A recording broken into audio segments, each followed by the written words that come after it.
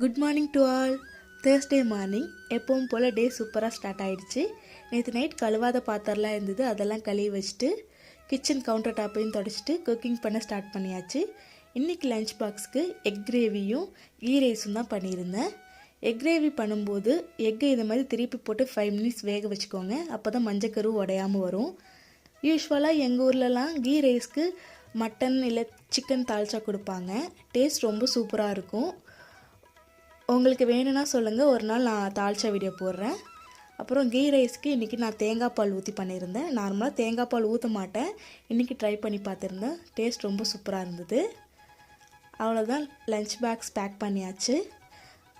லஞ்சுக்கு key rice பண்ணியிருந்ததால் morning பிரேக்ஃபாஸ்ட்டுக்கு சப்பாத்தி தான் பண்ணியிருந்தேன். பாப்பா இன்றைக்கி சீக்கிரம் எழுந்திருந்ததால் அருண் கூட ஒரு ரவுண்ட் போயிருந்தா. அவ்வளோதான் கைஸ், நெக்ஸ்ட் ஒரு மினி விளாகில் பார்க்கலாம். பாய்.